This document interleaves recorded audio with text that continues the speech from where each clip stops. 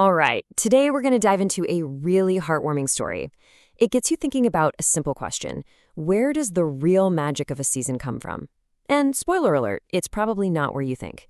This is the story of Pippin's kindness quest. Okay, so let's set the scene. We're in a city called Glimmerford, and during this time of year, it's just completely transformed. It literally glows like a treasure chest that's just burst open with jewels. It is a total feast for the eyes, just sparkling and vibrant everywhere you look. And way up high, living in this old pine tree overlooking everything, is our hero, Pippin. Now, Pippin isn't just any old pine cone. He's super curious, full of life, and he spends his days just gazing down at this festive city, wishing he could be a part of all that magic down there. And then, just like that, his wish comes true. A little gust of wind, a gentle nudge from nature, sends him tumbling down, down, down, right into the middle of all of the action. This is it. This is his call to adventure, the moment his world just cracks wide open and the journey really begins. So Pippin's on the ground now, right? He starts exploring, taking in the amazing smell of gingerbread, the sound of people laughing at the winter market, but he's about to find out that the real magic of the season, well, it's not at all what he expected. This is where he meets his guide, a tiny fairy named Twinkle. She sees Pippin just looking around, totally amazed, and when he tells her he's searching for the magic of Christmas, she just smiles and promises to show him something truly, truly special. So Twinkle leads Pippin over to this absolutely magnificent Christmas tree. But here's the thing, its incredible glow isn't electric. She lets him in on a magical secret. Every single light on that tree is powered by an act of kindness. A shared laugh, a helping hand, a moment of love. The more goodness there is, the brighter the whole thing shines. And Pippin doesn't just stand there with his jaw on the floor. His very first impulse is to ask, how can I help? How can I make it shine even brighter?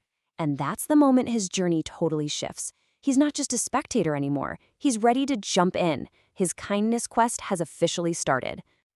So it's a beautiful idea, right? Powering a tree with kindness. But how do you actually do that? How does one tiny little pine cone help light up a giant, magical tree? Well, he starts small, with the little things. First, he sees a hedgehog struggling with this super heavy basket, so he helps out, and suddenly a chore turns into a feast for everyone. Then he spots a lonely rabbit on a bench and just invites him to join the fun. These aren't some grand, heroic deeds. They're simple, genuine acts of connection and joy. And with every single good deed, Pippin can actually see the tree glowing more and more brilliantly.